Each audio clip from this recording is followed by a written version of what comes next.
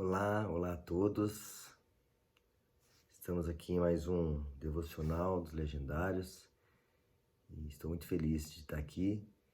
Queria me apresentar, eu sou Gustavo Rezende, Legendário 34623 e estou presente aqui nesse devocional e vim falar para vocês sobre uma temática que envolve a autossuficiência do homem, né? As limitações do homem. E começo falando do momento que eu tenho passado, de alguns anos para cá, e a personalidade também que a gente tem, que vem da nossa criação, que vem das nossas experiências, do nosso jeito de ser. E eu, no ano passado, em outubro do ano passado, eu tive uma crise de ansiedade, uma mistura de burnout, e isso mexeu muito comigo, porque eu sempre achava que tinha o controle de tudo, né? E depois comecei a olhar para trás e comecei a perceber que eu queria resolver todas as coisas do meu jeito e da forma melhor possível. No entanto, eu me senti muito fraco naquele momento. A palavra que eu me sentia muito vulnerável, né? No momento que eu tive dificuldade para levantar, dificuldade para ir trabalhar, para dirigir. Logicamente, busquei refúgio em Deus, mas também eu busquei apoio médico, claro. Não abri mão aí dos cuidados médicos, mas isso mexeu muito comigo, né? E, e comecei a perceber que essa questão do burnout ou da ansiedade, que pode até levar a uma depressão em alguns casos, muitas vezes eles são decorrentes da falta de cuidado que a gente tem no equilíbrio das coisas, né? Parece uma coisa simples, mas equilibrar entre o lazer, o bem-estar, ler a palavra, a oração, estar com a família, exercícios físicos, estudo, trabalho, que também faz parte do nosso dia a dia, muitas vezes a gente não consegue equilibrar de uma maneira tão eficaz, né? Mas muitas das vezes a gente não consegue equilibrar de uma maneira eficaz porque a gente quer fazer do nosso jeito, né? E era assim que eu estava levando. E eu percebi que eu estava num momento, né? A minha mãe com Alzheimer, mesmo aos 69 anos, já não me reconhecendo, a gente tendo que ajudar, e o meu pai, um guerreiro, cuidando dela como ninguém, apaixonado por ela, e de repente o meu pai apareceu um tumor na cabeça do meu pai, né? Então ele era benigno, mas estava comprimindo o cérebro dele e ele ia ter que fazer uma cirurgia, né? Meu pai já fez essa cirurgia há 3 semanas atrás e está se recuperando muito bem. Então, eu estou ilustrando esse exemplo da minha vida pessoal com vocês para mostrar para vocês que em um determinado momento eu estava dentro de várias situações. Muito trabalho, filhos pequenos, os pais doentes e, e às vezes sem falta com falta de tempo, né, para me apegar em buscar a Deus, em fazer mais oração, em ler um pouquinho mais a palavra. Então, naturalmente, que nesse momento é essa temática que eu pensei, né, na autossuficiência, nas limitações do homem, né? E lendo a palavra, a gente vê na Bíblia várias partes dizendo para não ter medo, para não ter ansiedade. A gente sabe isso, mas quando a gente está mal, a gente não consegue ter essa percepção. Você, até para ler a palavra, você tem dificuldade, você não consegue ter concentração, você não consegue ter foco. E isso é muito preocupante, porque a gente tem visto tanto idosos, adultos, como crianças já com ansiedade. Aí se discute o uso das telas, a falta de tempo dos pais.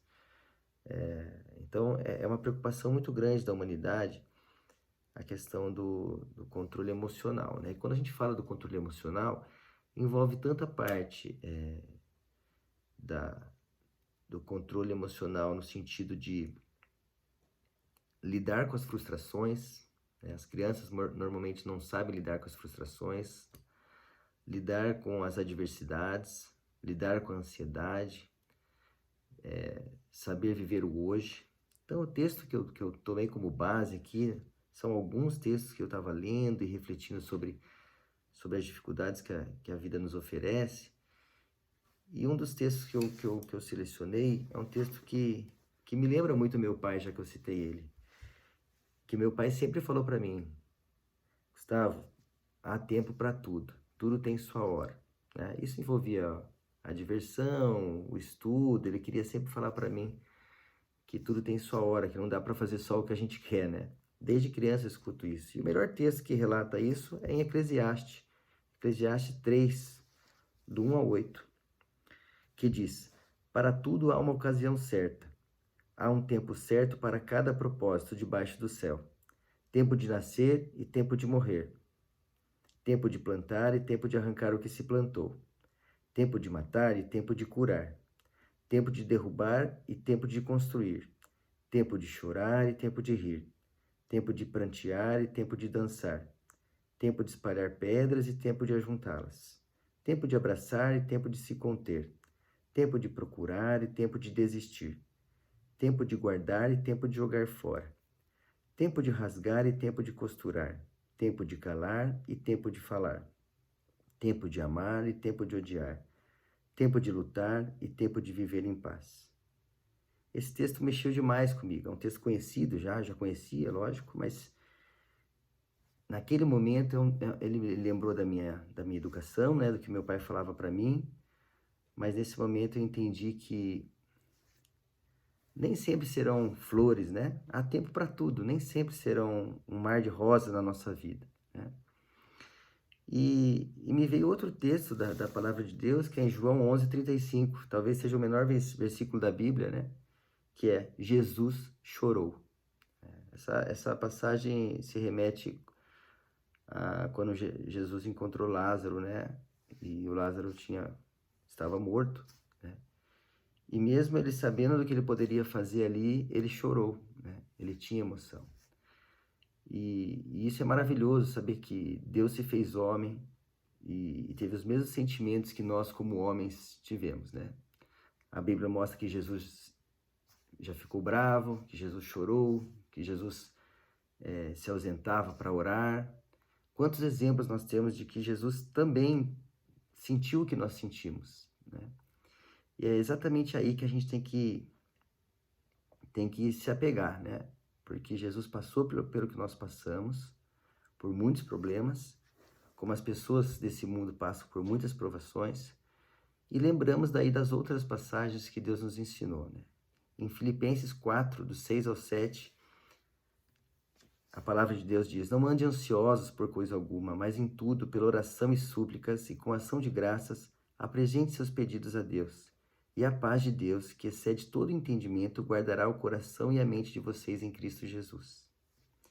Então, quando fala da ansiedade, né? Quando fala da ira, né? Em Efésios 4, 26 e 27. Quando vocês ficarem irados, não pequem. Apaziguem a sua ira antes que o sol se ponha e não deem lugar ao diabo. Então não está dizendo que não é para irar, né? É a gente não pecar com a ira. A ira a gente vai sentir muitas vezes, mas ter o controle do sentimento, né? Não sobre o controle dos fatos em si, mas saber o que nós iremos fazer com os fatos, com as coisas que acontecem na nossa vida. Quais são as escolhas que a gente vai fazer com os problemas que aparecem na nossa vida.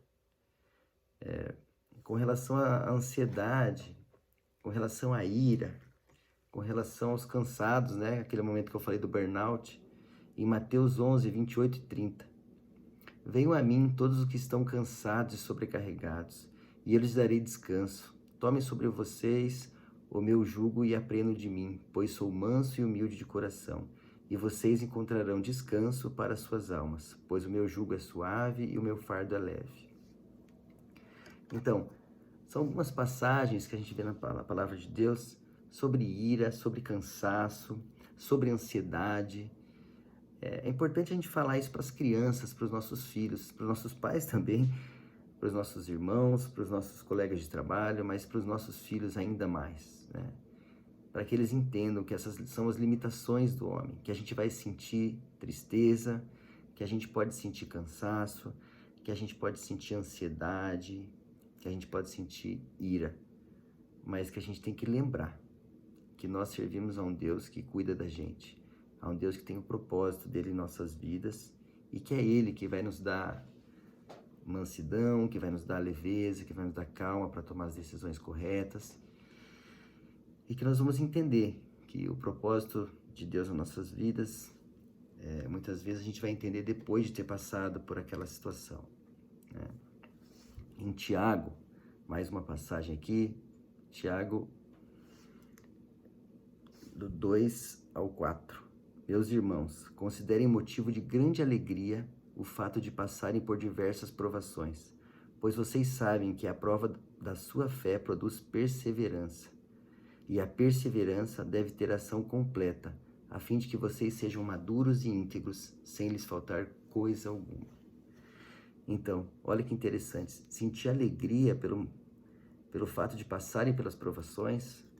O que quer dizer essa palavra? Na verdade, não é que a gente gosta de passar pela provação, mas a gente sabe que Deus está nos moldando, mudando o nosso caráter, nos forjando como homens, para que sejamos maduros o suficiente para saber lidar com essa situação e termos cada vez mais uma maturidade espiritual.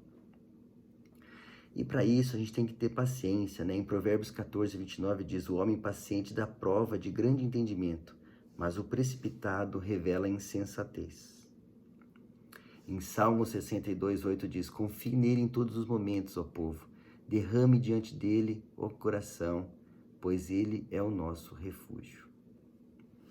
Então, meus irmãos, eu estou aqui para dizer para vocês que, assim como eu estive num momento muito difícil da minha vida, estou passando ainda pelos momentos difíceis de doença dos meus pais, superação, de ver a minha mãe não me reconhecer mais, de ver a minha mãe passar por um processo muito delicado, precisando de cuidadores, de eu como filho dar comida na boca dela, de eu como ajudar o meu pai também a se recuperar de uma cirurgia no cérebro, e ainda conseguir levar o meu trabalho, que é cuidar de pessoas também.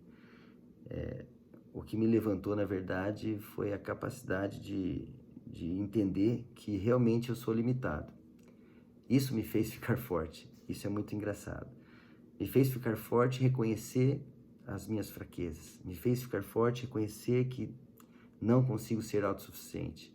Me fez me sentir forte, saber que é o Deus que habita em mim, que vai me levantar.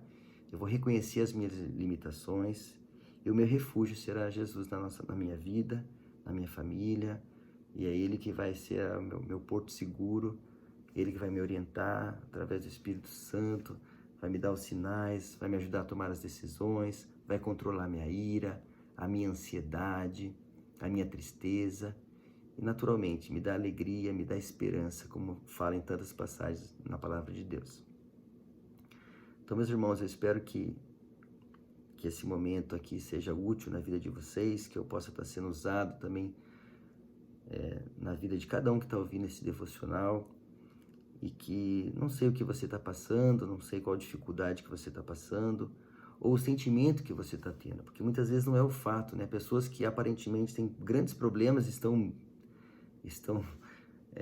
com o melhor controle emocional, e às vezes aos nossos olhos um problema menor de alguma pessoa, ela está sofrendo muito com aquilo, ou pessoas em depressão, que muitas vezes nem elas sabem o motivo.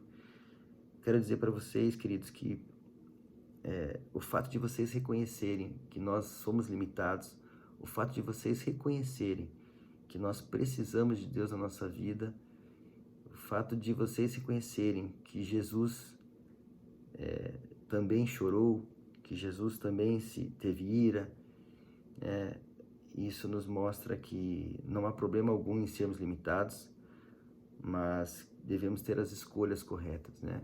Buscar a Deus e se alegrar na presença de Deus nas nossas vidas. E isso pode ser uma oportunidade de crescimento espiritual, oportunidade de se aproximar um pouquinho mais de Deus.